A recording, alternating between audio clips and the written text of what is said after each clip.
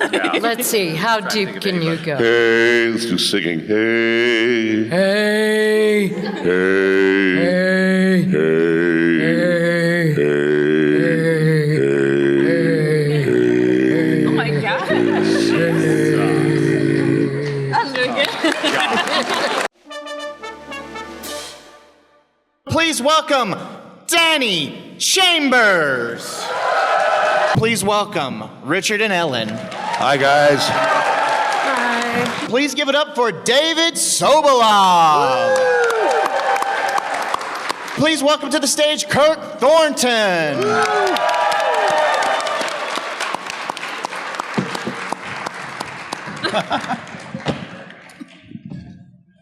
Now go jump off the stage. I'm just messing with you. Sorry, it worked. All right, so we're going to get started with some readings from our lovely voice actors doing some of their famous roles.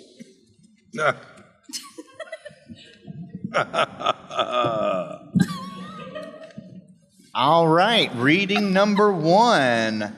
This is Across the Spider-Verse with Dani and Richard. Oh, which one is that? Oh, here we go. For Gwen, we have Dani as Becky Blackbell. That's gonna be fun. For the Vulture, we have Richard as the Joker. And for Miguel, we have Richard as Ansem. Scene 1. This universe's resident Spider-Person narrates the opening. That's how all these movies start, right?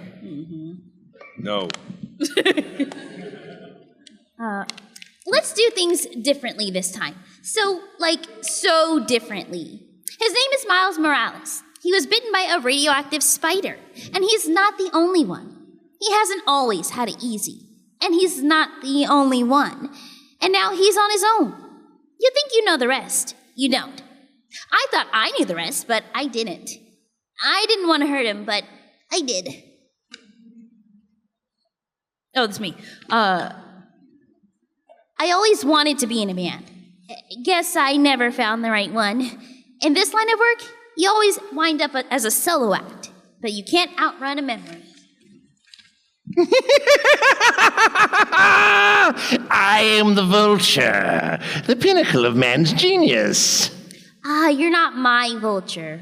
What are you, made of parchment? What cursed world have you brought me to? You're glitching, huh? Been there. Where you from, bud? I am an artiste, an engineer. Oh, great, a Renaissance man. Let me guess, you were having an espresso in some old-timey Leonardo da Vinci dimension, and suddenly a portal opens up and you wind here? Am I warm? Yeah, that's pretty much it. Sidebar, maybe you could stop making a mess of the art museum for no reason? You call this art? We're talking about it, aren't we? I mean, it's more of a metro commentary on what we call art, but it's also art. Vulture opens his mechanical beak to reveal a flamethrower. Starts shooting out flames. I wouldn't play with fire, dude. You're kind of made of paper.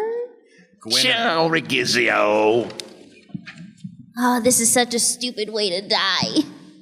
A hard light laser web lassos Vulture's arm. A hexagonal portal appears in the room where laser web is projecting from.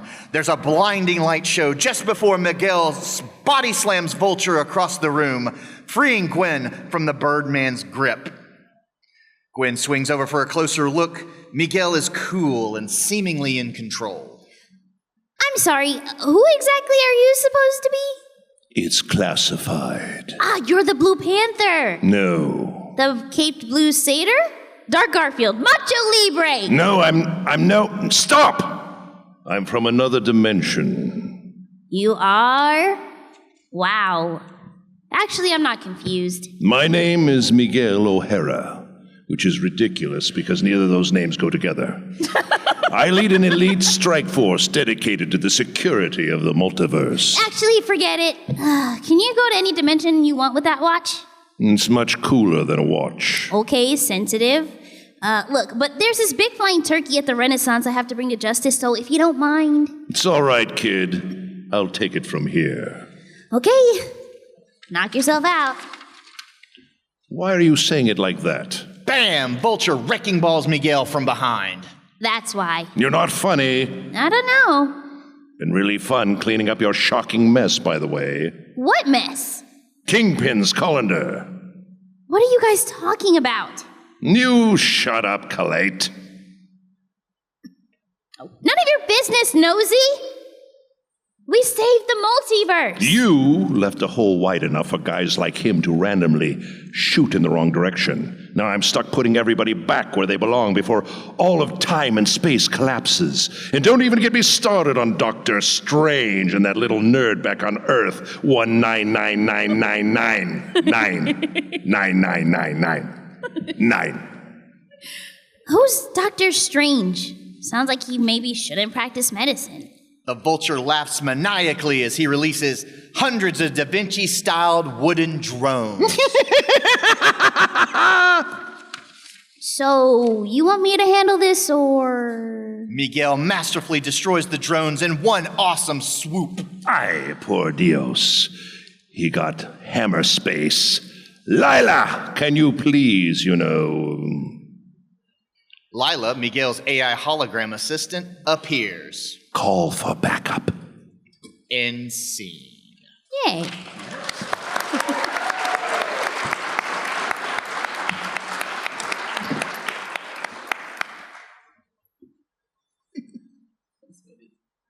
Wow, you get a back-to-back scene, don't you? Sure do. This is scene number 2.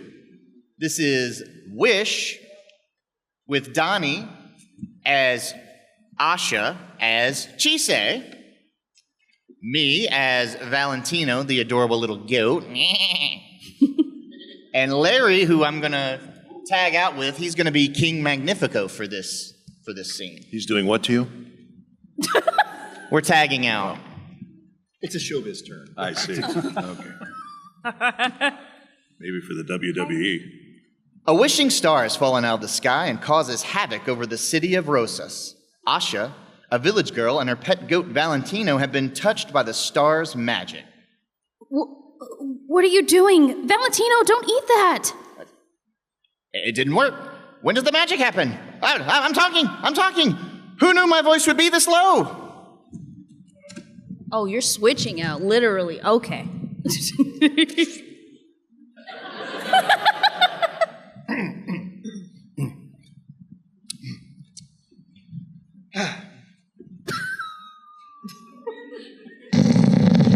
Hi. Go. Imagine a place where wishes come true, where your heart's desire can become a reality. What if I told you this place is within reach? All you have to do is give your wish to me. Beautiful. Thank you. Oh, what's going on? Okay. You're here. You've certainly got my attention. So, go ahead. Tell me why you think you should be my apprentice. Okay, well, I care too much. Okay.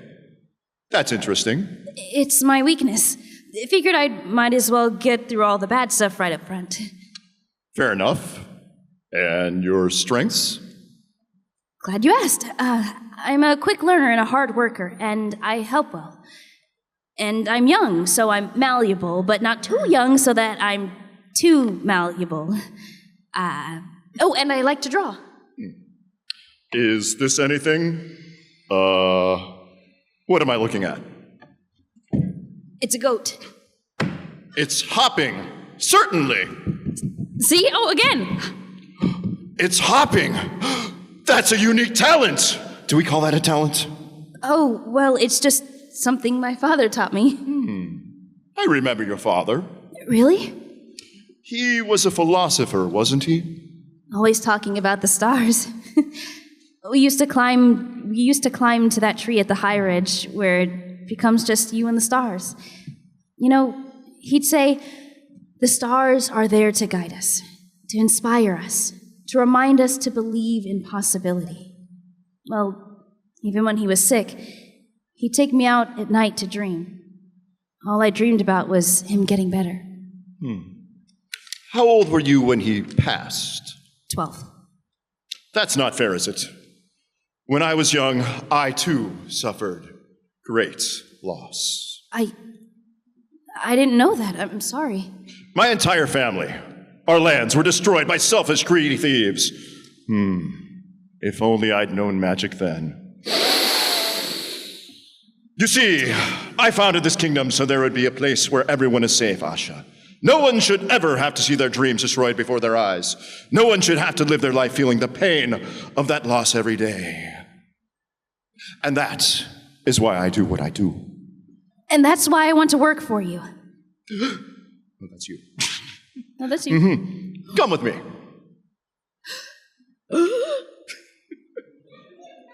You're one of the very few I have ever invited in here. But if I'm to trust you, I need you to understand just how important they are. They? The wishes of Rosas. You can feel them already, can't you? Sorry. I inhaled too much. Oh.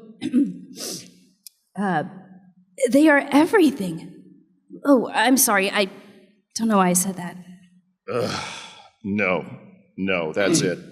They are everything. I didn't expect them to be so alive.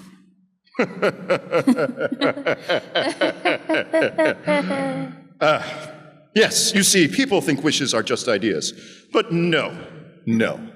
They are a part of your heart. The very best part. You know, Asha, I would love to see someone wish to be the best apprentice a mighty sorcerer has ever had. What do you say, Asha? It's my Saba Sabino's wish. It's his birthday today, and he's 100 years old. That's impressive. Your Majesty, would you maybe consider granting his wish tonight? Well, that was fast, wasn't it? You know, most people wait a few months, even a year, before they start asking me for things.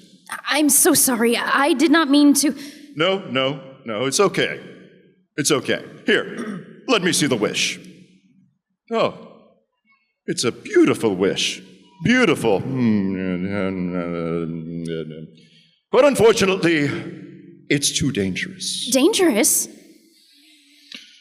Your Saba longs to create something to inspire the next generation.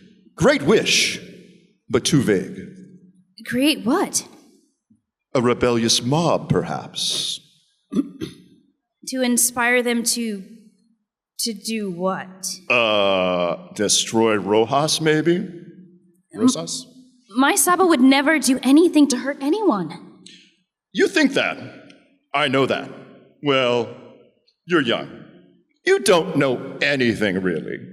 Whereas it's my responsibility to only grant the wishes I am sure are good for Rosas.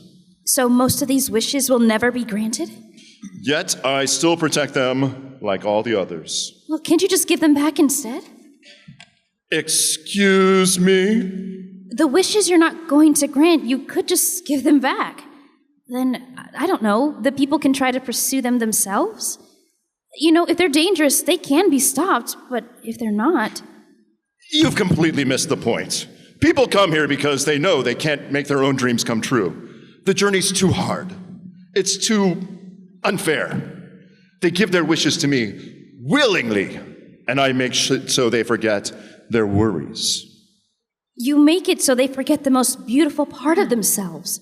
And they don't know what they're missing, but you do. And now I do. It's not fair. My Saba is good. The people of Rosas are good.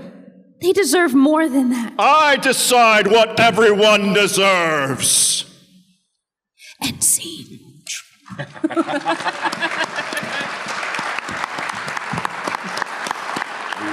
I just want to say one thing in my own defense here. These guys are all professional voice actors.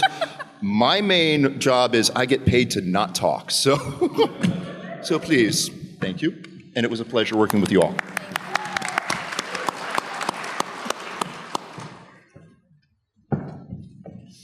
That was amazing. He knocked off the drapery. Acting. Acting. That should be an expression if you're really good in a show.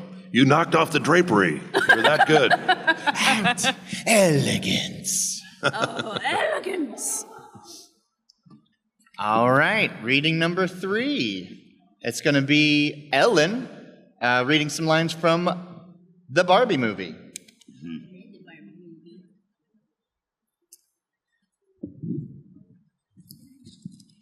It is. There we go. All right. Thank you, thank you. Can you hear me? What? Good. Shut up. I heard that. It is literally impossible to be a woman. You are so beautiful and so smart, and it kills me that you don't think you're good enough. Like we always have to be extraordinary, but somehow we're always doing it wrong. You have to be thin, but not too thin. And you can never say you want to be thin. You have to say you want to be healthy, but also you have to be thin. You have to have money, but you can ask for money because that's crass. Page turn.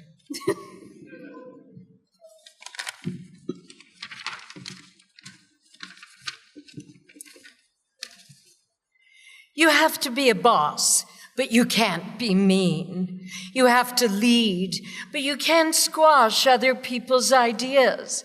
You're supposed to love being a mother, but don't talk about your kids all the damn time. You have to be a career woman, but also always be looking out for other people.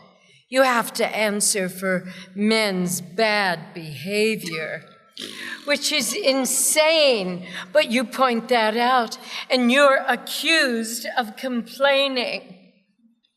You're supposed to stay pretty for men, but not so pretty that you tempt them too much or that you threaten other women, because you're supposed to be a part of the sisterhood, but always stand out and always be grateful.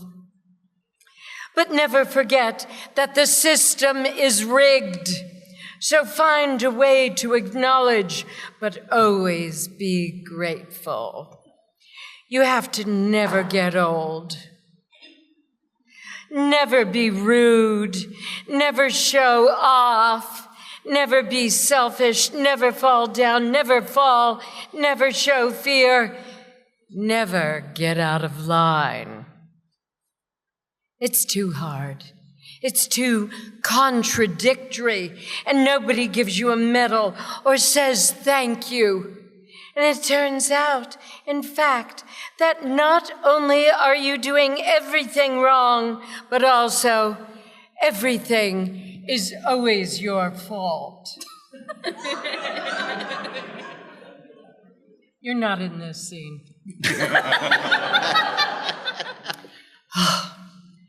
I'm just so tired of watching myself and every other single woman tie herself into knots so that people will like us. And if all of that is also true for a doll just representing a woman, then I don't know. By giving voice to the cognitive dissonance required to be a woman under the patriarchy, you robbed it of its power. And scene.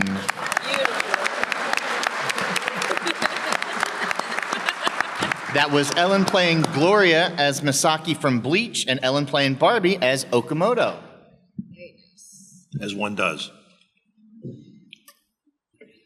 Number 4, we have Better Call Saul with Kirk and Richard. Richard is playing Jimmy as Bato. Bato. Kirk is playing Chuck as Igor from Persona 3 Reload. All right, scene 1. Two brothers, Jimmy and Chuck, are working on building a law firm together and have just taken on a very large and important class action case. They meet up at Chuck's house to discuss the latest updates. Chuck has a large box of paperwork that has just been delivered, while Jimmy was fighting a potential restraining order from the company they're working to sue. Chuck then proceeds to try to convince Jimmy that they may need some help from a bigger firm, the firm Chuck works for as a lawyer, and the firm Jimmy works for in the mailroom for this case. What the hell's all this? There was a delivery while you were in court. Schweiark and Coakley sent this. What is it? The served interrogatories on each class representative.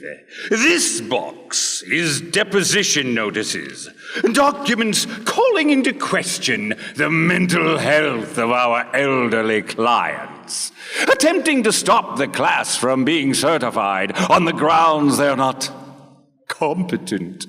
Oh, this is just the beginning. They're going to continue this document dump until we're drowning in paperwork. All right, we can deal with this. I mean, hey, it's just paperwork, right? It's no big deal. Just hit it on the head. Jimmy, prioritize. The most important stuff first. Or is it better to deal with the easy stuff? You know, get that off the decks. You tell me, Chuck. You just point to a box. We can do this. Jimmy, we need to talk. Chuck? Sit down, won't you? Good. I know you're not gonna like what I have to say next, but facts are facts. And what we're facing here, a class this size, it's not a two-man job. We need help. No. And for the good of the clients, we need to refer the case... Don't say it. Refer the case out to the Velvet Room. Damn it, Chuck. No. Come on. We can do this. We're doing great on our own. We don't need Hamlin or anyone else. I mean, hey, we can Aaron Bronkovich the heck out of this case. Or Brockovich, whatever the fuck. Oh. Whatever the hell her name is.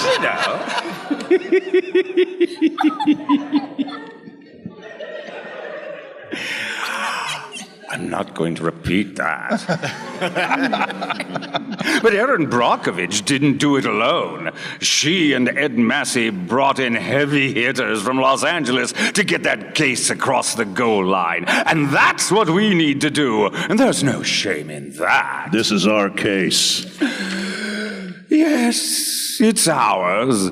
And the task ahead is monumental. Could we do it alone? Could two men alone build the Brooklyn Bridge?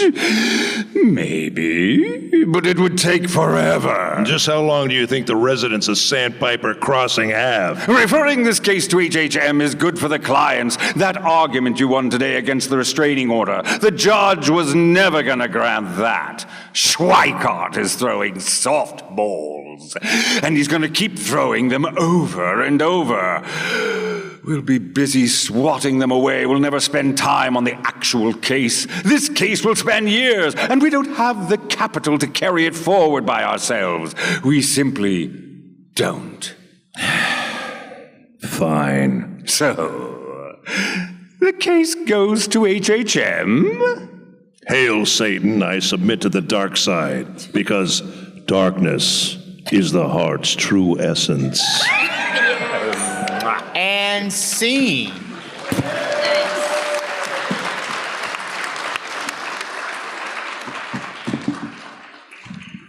That'd be a really good clip for your outtakes panel, Richard. What is it? It'd be a good clip for your outtakes. Oh, yeah.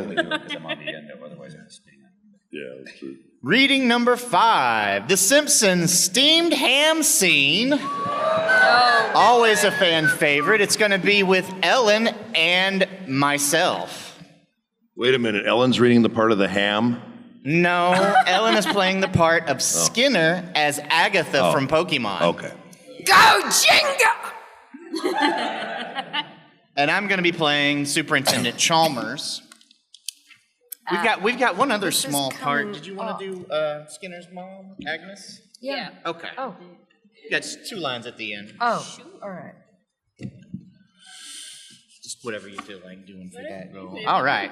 3 weeks later. Superintendent Chalmers arrives at Principal Skinner's house for dinner. As Skinner tries to win him over with a home-cooked meal, a home-cooked roast, things naturally don't go as planned for our poor principal, and he struggles through the evening in an attempt to make everything look fine. Well, Seymour, I made it despite your directions. Ah, Superintendent Chalmers, welcome. I hope you're prepared for an unforgettable luncheon. Yeah. Skinner. Oh, egads, my roast is ruined. But what if I were to purchase fast food and disguise it as my own cooking? Ah. Seymour? Oh, that's my line. Seymour! Skinner freezes in the window, caught in the act, then tries to cover it that he was sneaking out. Oh, there we are. Superintendent, I was just stretching my calves on the windowsill. Isometric exercise. Care to join me?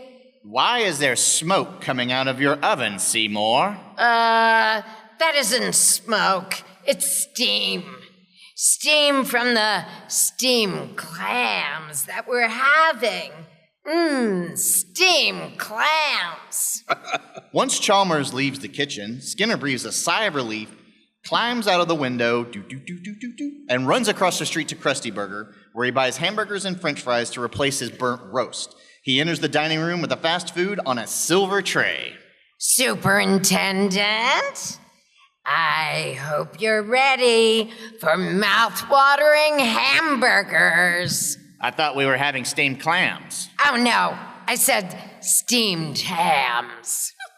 That's what I call hamburgers. You call hamburgers steamed hams? Yeah, it's a regional dialect. Uh-huh. What region? Upstate New York. Really? Well, I'm from Utica, and I've never heard anyone use the phrase steamed hams. Oh, not in Utica. It's, Albany. Albany expression. I see. Chalmers takes a bite out of the burger, chews a little while Skinner sips his drink. You know, these hamburgers are quite similar to the ones they have at Krusty Burger.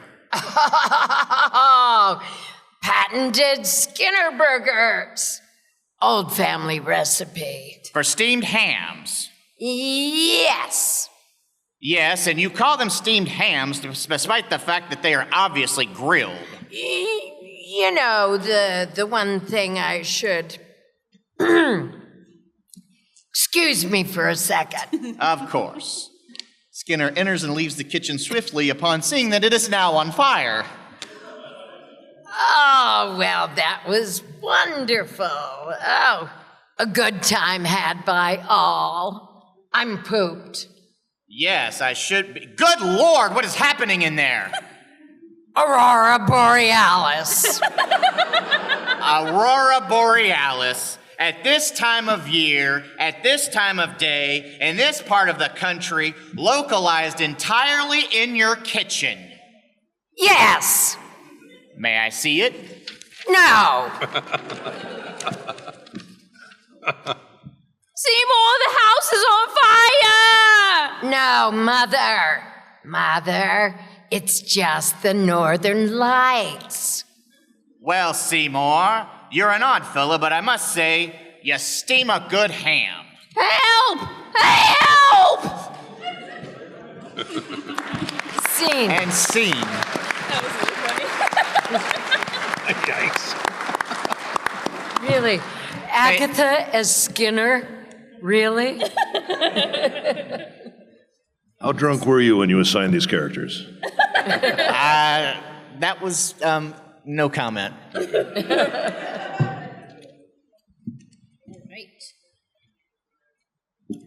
And now, for our last segment, this is going to be epic, guys. We present Bedtime Stories with Kirk and David. We are going to start with Kirk as Shadow the Hedgehog reading to you Where the Wild Things Are. It's a beautiful day, neighbors. That's not Shadow's voice. I hope not. Where the Wild Things Are, by Maurice Sendak.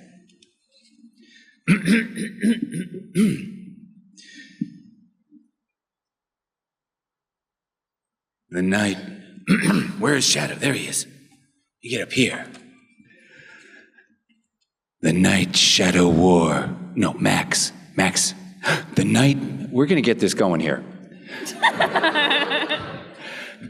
The night Max wore his suit and made mischief of one kind. This isn't going to be easy. His mother called him Wild Thing, and Max said, "I'll eat you up." So he was sent to bed without eating anything. That very night, in Max's room, a forest grew. And grew. And grew. Until his ceiling hung with vines, and the walls became the world all around. And an ocean tumbled by with a private boat for Max, and he sailed off through night and day. And in and out of weeks, and almost over a year, to where the wild things are. And when he came to the place where the wild things are, they roared their terrible roars, and gnashed their terrible teeth, and rolled their terrible eyes, and showed their terrible claws, till Max said, "Be still," and tamed them with the magic trick of staring into all their yellow eyes without blinking once.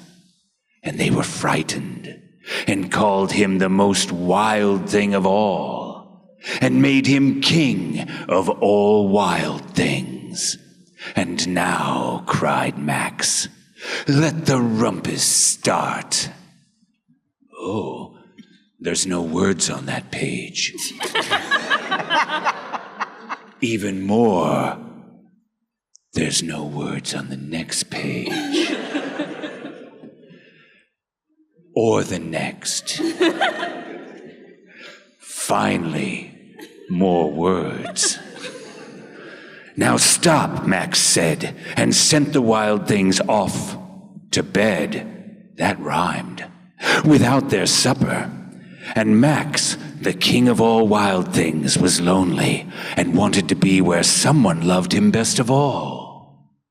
Who do you think? Yeah.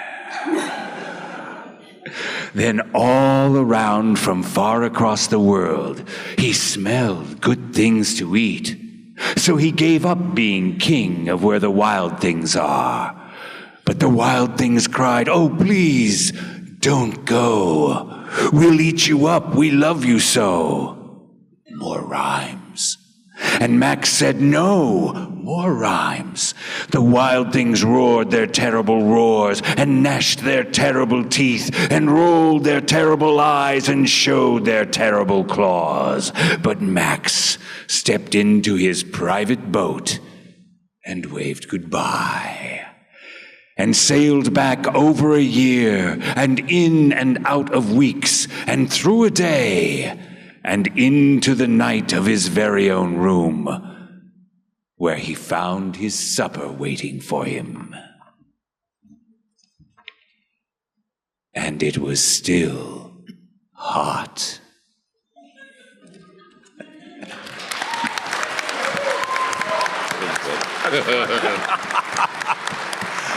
That guy was famous for writing that book.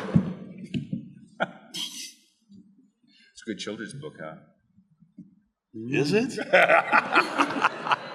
I like Coming the way up there's next. 47 illustrated pages in there. The Very Hungry Caterpillar with David as Grodd. Yes.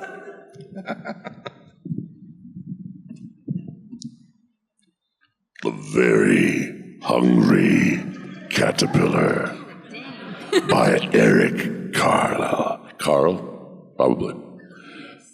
For my sister, Krista. There's no words on this page.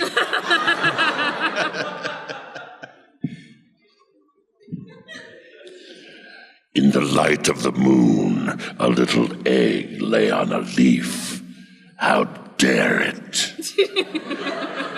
One Sunday morning, the warm sun came up and pop!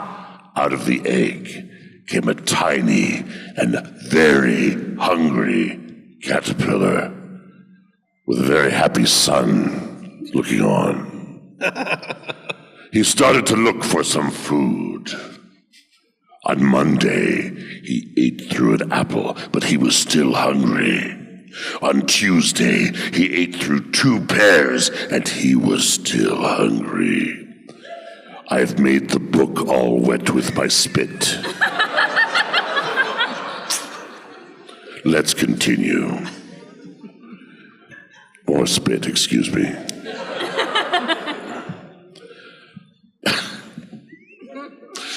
On Wednesday, he ate through 3 plums, but he was still hungry.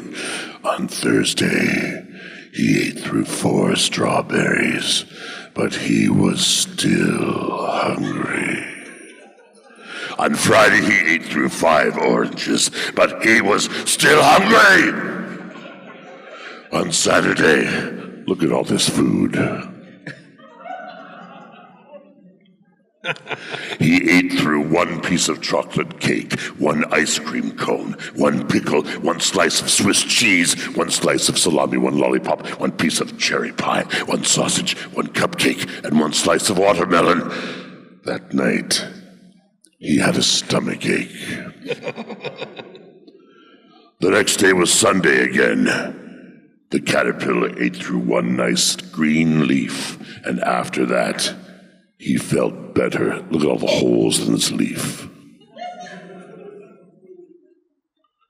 There's more spit, excuse me. It's a very nice book. I don't want to ruin it. Now he wasn't hungry anymore. He wasn't a little caterpillar anymore either. Now he's a big, fat caterpillar. He built a small house called a cocoon around himself. He stayed inside for more than 2 weeks. Then he nibbled a hole in the cocoon, pushed his way out, and he was a beautiful butterfly.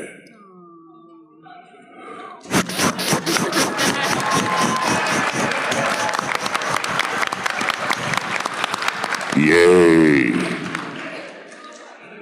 $10.99 in Canada, $14.99 in USA. Very nice. That was good. Now, could you do it again and be a little deeper this time? Yes. Yeah, of course you could. The very hungry caterpillar. One more round of applause for David, everybody.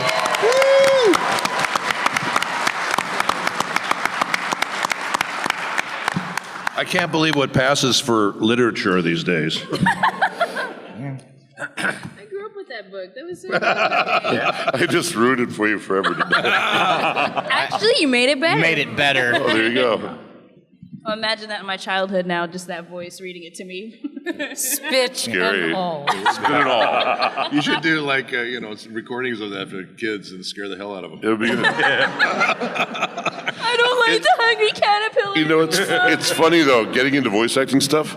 You know, our parts are written for our characters. This is not written for Grodd. He ended up having kind of a British accent in the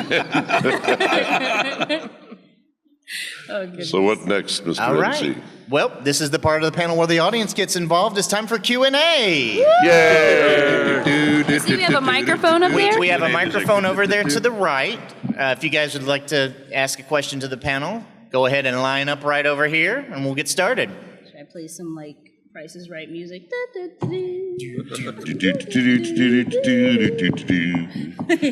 Did I not say that those readings would be epic? Those were amazing, weren't they? You're doing the bass line.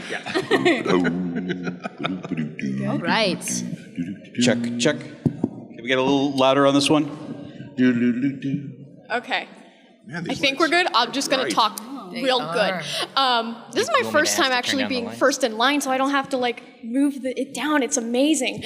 Move him down. Move him down. I want to see that. Okay, now, go ahead. My question is, I try to ask this every like voice actors panel, is throughout your like whole career, out of all characters, what is the character that has the highest voice you've ever done and the lowest voice? If you tend to work like just in the same register, what would you say is the most unique voice you've done, if that doesn't really apply? Oh, gosh. Am I first? You're first. Oh, okay. Let's see. The highest voice would be Tsunomon from Digimon, who is the form before you get to Gabumon. So he would be the highest. The lowest would have to be, I did a dragon in Skyrim. So yeah, they wanted me to get as deep as I could go for that guy. And was there a third part to the question? There was, but I don't remember exactly. What was the third part to your question? It was if like the high-low didn't really apply if you worked in the same register, what is the most unique voice you've done? And I kind of ask this question like if you want to demonstrate like your range. No, I don't. Okay. Do you want to demonstrate yours? Oh, I don't know. The highest voice I've done is not much higher than my lowest voice. No, I think years ago I did a lot higher voices, but now I'd sound like the father of all those characters. So, see, I had a little incident a while back. I did a video game and I lost my voice for 6 months. Oh my gosh. And after those 6 months, I was lower and gravelier, which was just as marketable, so I wasn't too upset. But nothing high happens anymore. You were originally a soprano, weren't you? I was a desk hand. Well, you're actually true. Before I went through puberty, yeah, I was. Which was last week, I think. When I was 18, yes. The very hungry caterpillar. Yes. I think the highest voice I did was Mr. Noisy. He's way up here. And then lowest, I don't know. I've done a lot of low voices. It's funny. You get into the booth sometime, they go lower, and you're like, boo. I have to call David in to come help me out. Yeah, but yeah, I don't know. I don't remember. But and then what was the other part of the question? Unique. Unique. Yeah. Most unique voice you've done. They're all unique. They're all my little children. I love them equally. You know, it's hard. I've done over 1,200 characters. It's kind of hard to remember all the different ins and outs. I just added that in case, like, anyone tended to work just, like, in the same register, didn't really have a lot of, like, higher or lower voices. Yeah. No, you do different, you know, it depends on the character, really. And you just jump in and you do it. So, you know. What about you? Years ago, we did a show called The Little Punk, and I did all the female voices in it. And that's my jam, you know, being able to be a Swiss Army knife and doing 100 different voices. But anyhow, I did little girl voices, and I was all the way up here. And, I mean, I can still do those voices, but I don't get called for those. Nobody wants me for those. I know. It's very sad. It's a long story. It's a wrong story is what it is. I've done lots of mothers, but My voices don't go as deep as yours, David. No? Nobody's does. Let's see, how deep can you go? Hey, let's do singing. Hey. Hey. Hey. Hey. Hey. Oh my gosh. That's really good. I think my testicles vibrated on the last one. But I do a lot of My hands are above the table. let me see. Ghost in the Shell, Haraway, she was low. Martha Vest Carbine in Gundam Unicorn, she was low. I get a lot of low voices. Unique, I don't know. All My of them. next voice. All of them. All of them, yes. I'll let you know. My little girl voices and boy voices are my bread and butter. So the highest one is probably Princess Manchuri from One Piece, where she's this tiny little fairy thing. If you've seen that, if you haven't caught up to that episode, 690 something or whatever, she's really small. So we had to make her kind of tiny voice, but not, the annoying tiny voice. So I had to make her breathy, and she only wants to heal people. So that's probably about the highest I've got so far. That's adorable. Yeah. I can't really do low voices. The lowest I got is probably Caramel Arrow Cookie from Cookie Run Kingdom. And that's just my voice being loud. So other than that, that's it. But yeah, thank you for your question. It's always amazing how some of the actresses can do like boy voices, because I'm like, like you got Arlen, I'm just like, where does that come from? It's like, where do these voices come from? You just don't expect, that. They come from hell! The deepest evil recesses of my soul. Hi. Hi. So I wanted to ask this because I know that a lot of your roles sound like very vocally taxing, especially like the lower roles. So I wanted to ask if you guys have any routines or regimens for taking care of your vocal cords before or after recording, and what those are, if you have them. Kirk? What is your regime, sir? I mean, just nothing after. I mean, before, just do some vocal warm-ups that I learned in acting school and studying voice and speech. It doesn't take a lot to get warmed up, but that and singing to the radio on the drive in, on the drive to the session, that to warm up that. As far as warming down, when your vocal cords are fried, just hot tea, Honestly. And they've got this stuff, Nimjam, which we call Fred juice. Yeah, Fred Tatasciore. Yeah. After a session, it's called Nimjam something. Is it Korean or is it Japanese? Chinese. Chinese. Yeah. Chinese. And it's this goop that you just. Loquat syrup and honey. Yeah. No narcotic or anything like that. Yeah. No. I was getting a lot of that in spoons and into my mouth last week when I had some vocal fatigue. That's great stuff. Water is huge. You have to hydrate. And during the session, something people don't talk about, we're only human, but our characters are not human. So sometimes it's good to actually ask. Say, look, I can only do so much. Limit this to an hour to 2 hours. When I did the movie Bumblebee at the beginning, my character ripped his throat out. And there was this line, did you think you could hide? Which I almost never do in public because even one performance of it can hurt my voice. We did 15 takes, and then I had to go home. That's all that we could, and they knew that. That's all they could do that day.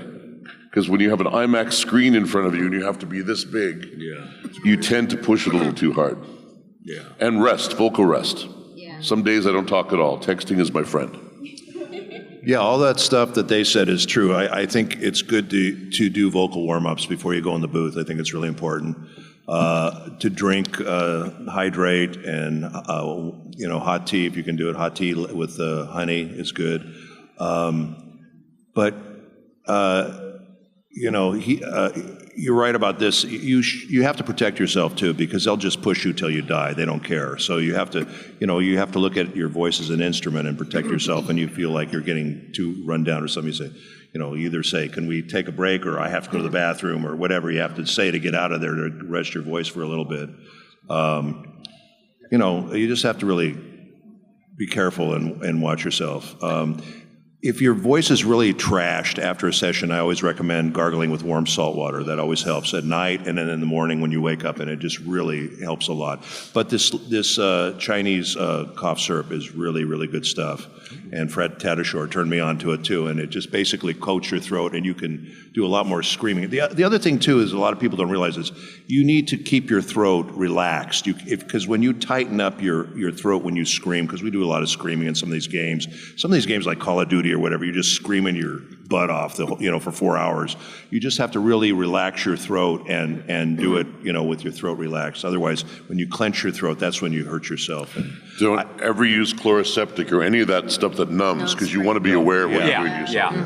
Yeah, or heroin. Don't ever do that. Not in this state, maybe in another state.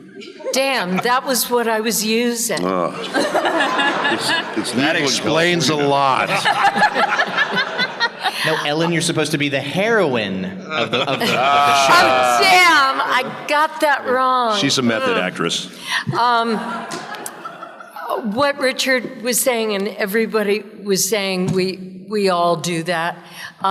What Richard was saying about relaxing your throat, like Agatha, she is a scratcher of the throat that I was doing for this character, so opposed to Skinner. I mean, it was just, he's just so calm and mild, and she's just, like that.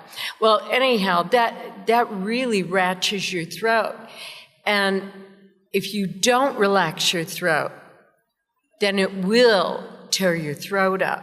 But my throat was relaxed, and I haven't even had a sip of water since doing that. I know how to relax it. What? It's been years, hasn't it? Years. You haven't had a sip of water. Yeah. My doctor keeps recommending. No, there's vodka in there. She's okay. Another game that I've been doing this over and over for the last couple of years is Street Fighter 6, and that is really screaming all the time. And water. I'll go in for like a 4-hour session. I'll go through tons of bottles of water in there. And that's the only way to keep your throat moist and hydrated and everything else that everybody else says. And I think I will start playing the heroines and stop the heroin. Nobody told me. Let's go back to that blue light. That was nice. Yeah, that was nice. Was that a warning or some sort? No, we're still doing great on time. Oh, okay. Like intermission? Pretty much everything that they said. Honestly, that was great. Yeah, because I do a lot of boy voices. So just like Ellyn said, you have to relax your throat. So I drink room temperature water. Always. I like to hum too before I get in the session. And then after the session, I try not to talk or laugh as much. Make sure I get home, drinks, gargling the salt water helps a lot. And then just drinking some tea or just hot water with lemon. That's a really good one. That helps soothe the throat. But yeah, that's pretty much everything they said, and then just doing the safe stuff. And one last tip before we go. This is an important subject you bring up. When you're auditioning for things, if you're a voice actor, you have to do a voice that you can maintain. If you go screamy crazy that you can't do in a session, don't do it in the audition, because then they will expect you to do that week after week after week. And one other thing, and it's a real simple one. And a director told me during the middle of a session, breathe. Seriously, because you do something like a Call of Duty where you're going, contact right window, contact left window, and it's like, no, stop and breathe. And that will relax the whole instrument. Otherwise, you just get too, go. Yeah. Kirk used to pass out a lot in the booth, so. Thank you. You're welcome.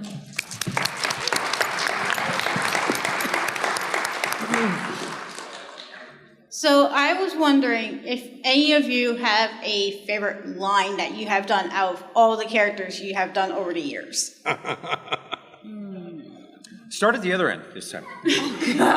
My favorite line was, Seymour!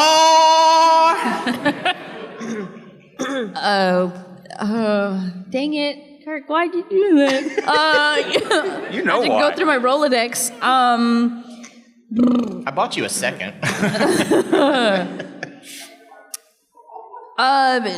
One of my recent favorite ones is in Honkai Star Rail. I voice Arlen in that one, and he's the head of security. Well, he's a teenage boy, first of all. That's weird. So he's head of security, and he's talking to Lady Asta, his boss, and she gave him permission to kind of like use the money to funds and whatever, stuff like that business. And Lady Asta is yelling at him, like, who gave you the right to deal with my money? And he looks at her like, you did! And just to be able to say that to Felicia Angel was really funny. So probably that line from that game. There was a show that we did years ago called Knowin'. And anybody know it? A few people do. I have outtakes of it tonight at 7 o'clock. Anyhow, I played this boy's mother, Miyaki Goto, and her son's name was Y-U. My favorite line, I swear this was scripted. I had to call out to him in the yard. You, where are you? That's really funny. That's cute. Two lines come to mind. There's one is Bateau where he goes, "You don't even remember your own name, you stupid dickhead." I love that line. And then the other one was from the Joker where he goes, "Why does she hate pancakes?" I have two favorite lines. The first one can't be said in public, but I negotiated my way out of it. It was an interesting line. And the second line was from a show I did called RoboCop Alpha Commando in the 90s, which very few people saw. It was a comedic version of RoboCop. And there was a scene in a department store where people were rummaging through deals for Christmas. And RoboCop comes in and he says, "Calm yourselves. Christmas is a time of joy and giving." That's a good one. That was a good line. That's good. They get over it, creep. Yes. I'm coming up blank. God. The problem is I can't remember the exact words. But I think it was, it would have to be one of the Kisame's lines talking to Might Guy. I think it was something like, he says something to me and I say back to him, and it's not that good, just, "Mighty stupid looking guy." Yeah, something like that. Anyway, I loved the banter between those two because they constantly got on each other. It's hard to pick favorite lines. Thank you so much. Thank you.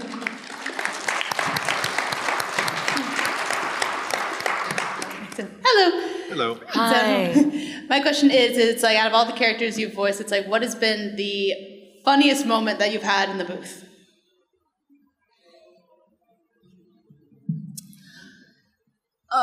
This isn't an 18 or over panel. No, it's not. Is there something you want to tell me, honey?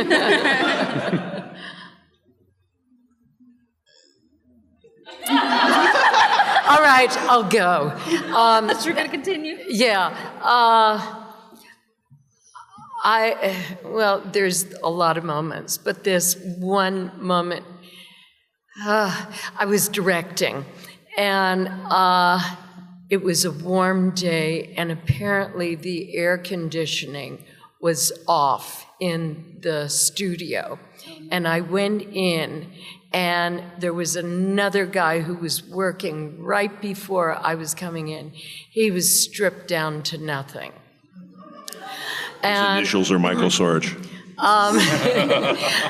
It's true. Well, of course, you know. And I said, oh my God, I was embarrassed to go in and even say, can you put your clothes on? So I went to the studio head, Mariana, and I said, Mariana, Michael's not wearing any clothes. She goes, oh no, what are we going to do? But anyhow, eventually his time ran out on the session, and so I entered and didn't have to deal with it. That was your favorite. Did you ask for favorite moments? Like funniest. Oh, funny moments. Oh, okay, funny moments. All right. They both start with an F, honey. I know it's hard to distinguish. The only one, because you brought up crazy Michael Sorge, I had another thing. We did a little Wallace session, and we were stuck in a little tiny booth. There was 3 of us, and I've nicknamed, Michael has a gas problem. Oh, no. And There's always a Michael I've nicknamed story. him Gaseous Clay. That's my nickname for him. And he's in the booth, and he's letting him rip, and I'm with the booth with this Cy Prescott. You remember Cy? Yeah. So he's in there every time Mike farts, Cy laughs like a hyena, and we're trying to get this done, right? And so I come out afterwards, after all this happened, and the client says, oh, you're in there with the gas man and the village idiot. It was brutal, I gotta tell you, just brutal. You go. I go, okay. The classic Frank Welker crickets. If you work with Frank Welker, who's been in the business for decades and decades and decades, he has some fun with you sometimes. He's so good at doing creature sounds. He does a cricket sound, and you think it's a cricket somewhere. You don't know it's him. He just looks around like, where's the cricket? Yeah, it's fun. And working with him and Peter Cullen, the banter they have together. Yeah. It's like stand-up comedy the whole time you're there. Wow. So, how bad is profanity here? Is it out of bounds? It's a family. Okay. Fuck if I know. G-rated show, right? Okay. PG-13. I think it's PG-13. Okay, well. I'm afraid to say because someone is going to have a talking with me afterwards and being like, Brandon, no, it's PG. Okay. Well, I was in the booth once with Michael Richard. Sorge. And of course, Michael Sorge, and the late great Bob Pappenbrook, who was just ridiculously funny. Bryce Pappenbrook's dad. Yeah. Anyway, I think it was a show called Eagle Riders, and we were in at Saban, and they said, guys, they're bringing by some heavy hitters from Fox today, so I want you to, be on your best behavior. And so Richard's up at the mic, we're doing bits in Walla, and Richard's doing a bit, and so just as Richard's about to talk, the door opens and in come the Saban the Fox executives, and just as Richard opens his mouth, Bob's been in the back telling a story, and just as they walk in, Bob lets out, and it's a great big nose fuck! and Richard kind of looks over like, it wasn't me. I don't even remember that. Oh, I do, because your face was just like, That's hilarious. Bob! Oh, Yeah. boy. He was something else. Yeah, he was a wonderful, wonderful man. The funny line I was going to say is now sounding very tame, but I'm still not going to say it.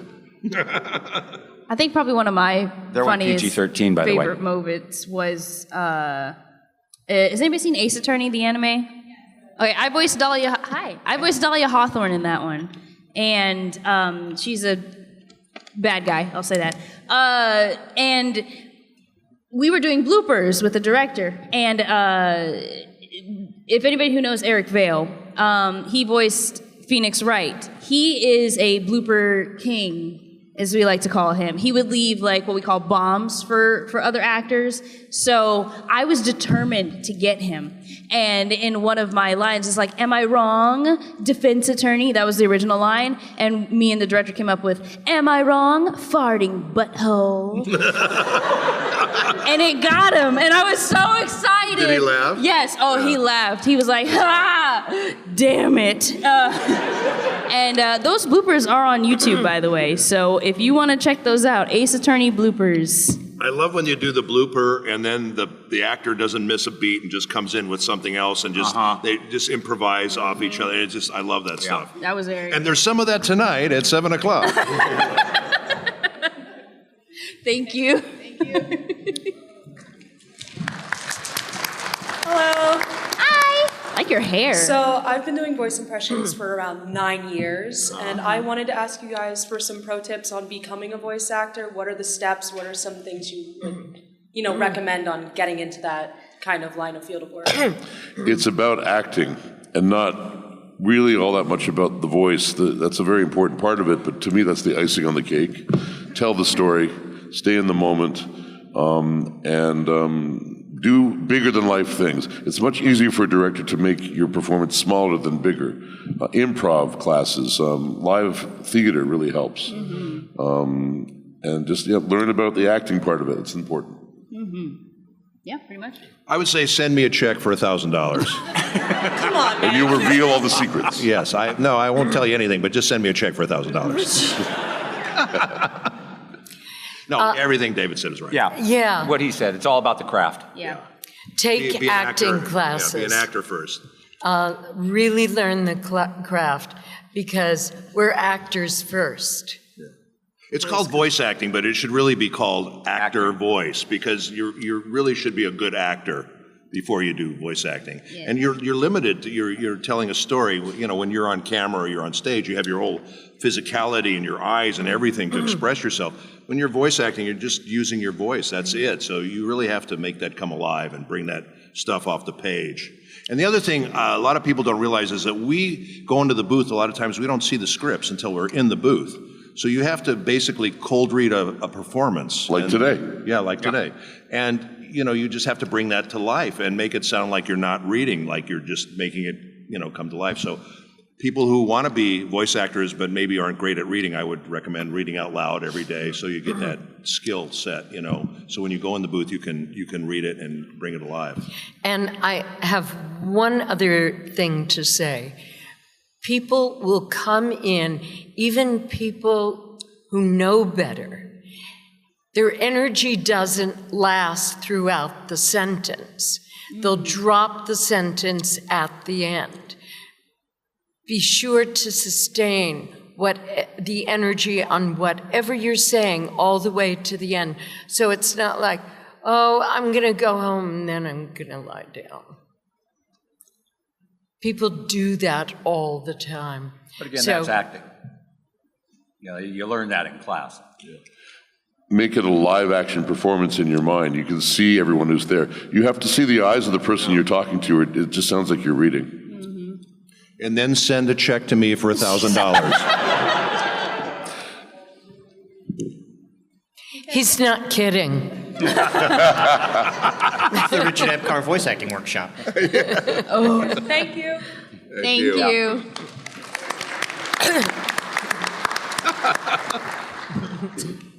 Hello, everyone. Hi. Hello, everyone. My question's pretty simple. I was wondering what your favorite video game or movie that you played, worked on, or watched.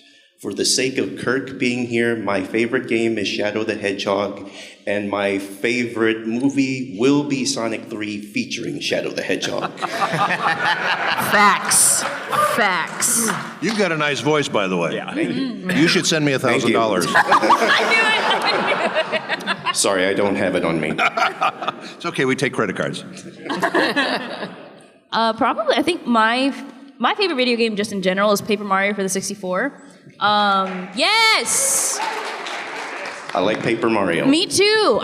Never mind. I'm not gonna get in that Mario debate. fan, even though I'm wearing a Goku black shirt. That's okay. You can be fans of everything. This is cool. It's cool with me.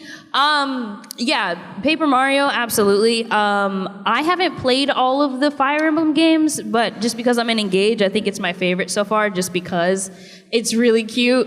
The plot feels very typical anime, plot if you've played it. But I love the characters. I love how they all have their different personalities. I love how you interact with them. It's just really nice. So probably Fire Emblem Engage recently.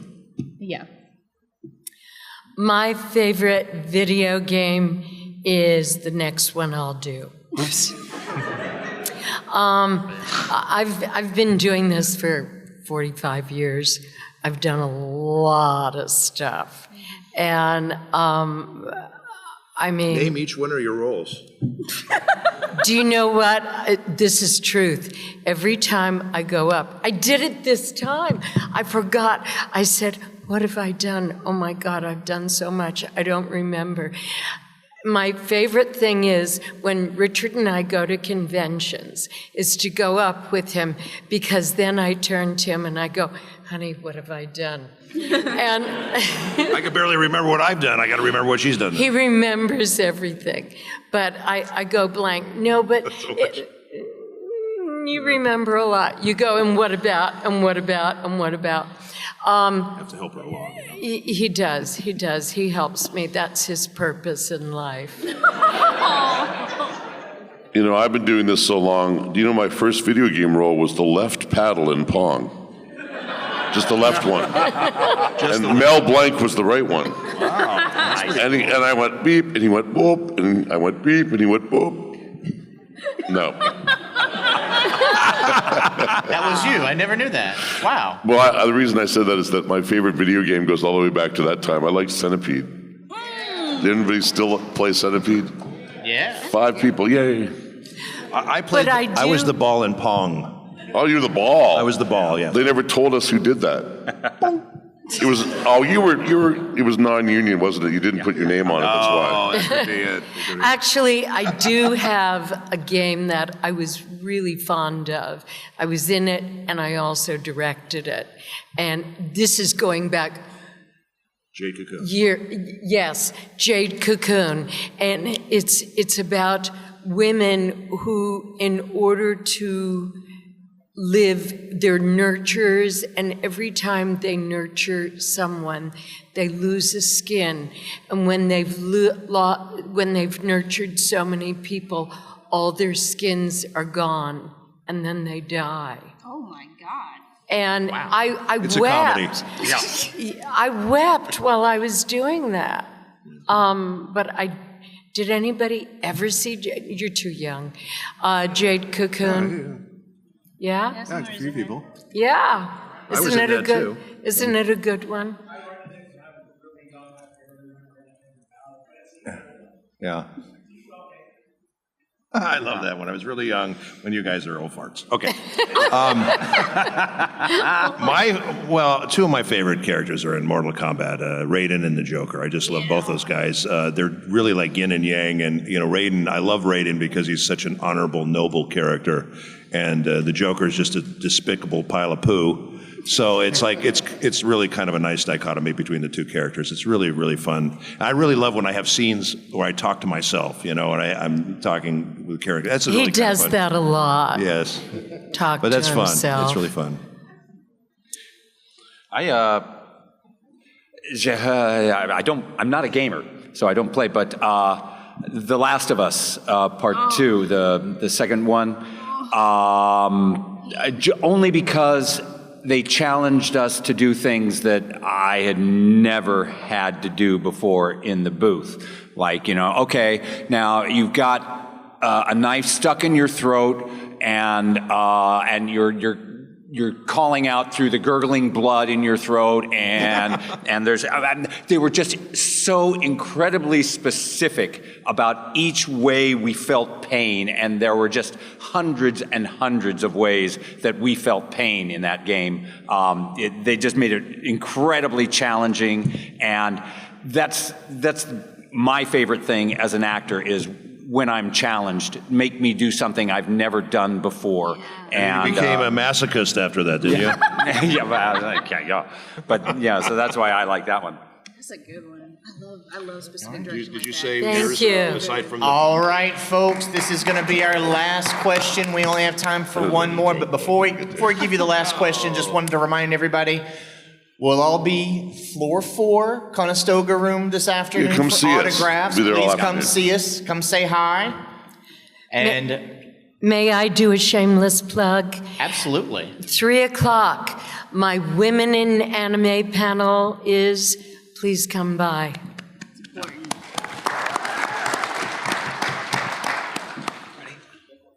Hi, so for context, I'm a fledgling voice actor myself. I have a reasonably professional set of equipment, a reasonably soundproof space. Turns out, Reaper runs on a Steam Deck, so that's a fun fact. But I'm pretty sure my mouth noises are costing me auditions. I can hardly even listen to my own takes because it's just a misophonic nightmare. So, any advice on keeping those under control? Green apples. Green apples. Yep. It is some sort of magic that we don't really understand. And not red apples. If you chew on green apples, those mouth noises go away. Any specific cultivar? Granny Smith. Granny Smith, okay. What also The helps? tartar, the better. Yeah. What also helps me is chapstick for me. Really? Yeah, like Burt's For- Bees. for the lip. No, on my lips. I just put chapstick on the corners of your mouth. That helps me personally. Really? Gargle with WD-40. No. That's a really good. Hey, I was a machinist once. No, don't do that. Staff and management of Zenkaikon do not condone that. But no. But you know, there are tricks too when you record yourself. Are you recording to Pro Tools? He said, recording with Reaper. Okay. Well, when you there's tricks that engineers know how to get rid of breaths and little smacks and that sort of thing. So, the more adept you are at controlling your recording, the more stuff you can remove from your recording. Because everybody makes noises, everybody makes smacks, everybody breathes, everybody has odd stuff. So, and the reason you don't hear it is because the engineers are so good and they remove a lot of that stuff. So, everybody's going to have that situation. But the Apple thing really helps a lot. Some of the programs have plugins that erase it all for you. Yeah. Yeah, it's magic. Yeah. So amazing. One trick sometimes I'll give actors if they're really being smacky for me is as I take a sip of water, because the engineer says, tell them to take a sip of water. Yeah. And then after the water, no, like that to get... Just gonna suck on my teeth? Well, yeah. You just inhale sharply to get the residual water out of your mouth, and then you've got your mouth has been moistened by the water, but you don't have any excess left in there. And if you're really finding a spot that you're clicking bad, try that. Thank you. And this is the last question, so I'm just going to say I hope you're enjoying Lancaster as much as I do. Yeah. We are. Yeah. Absolutely. Thank you guys. Good question. Thanks, everybody. Any more plugs before we go? Anybody, if you want to plug what you're doing today? Oh, I got a Spy Family panel today at 4:30. Come by and say hi, and we can talk about Spy Family or talk about other stuff that you want to talk about. I don't know. We'll talk about stuff. Yay! Should I mention your butt club? Yes, would you please? Just come see us on the 4th floor if you'd like to say hi. Yes. We're kind of We're all isolated doing over there. autographs. And I have an outtake panel, which is hilarious at 7 o'clock. I don't know where it is. You have to look on your schedule. But come see it. It's really funny. We're doing Loop on the Third. We're doing Bo Bo Bo Bo Bo Bo Bo, and we're doing Noan. And it's some very, very funny stuff. But it's 18 plus, just so you know. It's salty language. Yeah. Thank you so much, everybody. One more round of applause for our voice actor. Thank you. Thank you so much for coming. So, what are we going to do tonight, Brain? Same thing we do every night, Pinky. Watch Fandom Spotlite videos and then take over the world. Hey, God, that's great! And maybe we should tell them all to have fun? And follow their fandom. Then bow before my genius.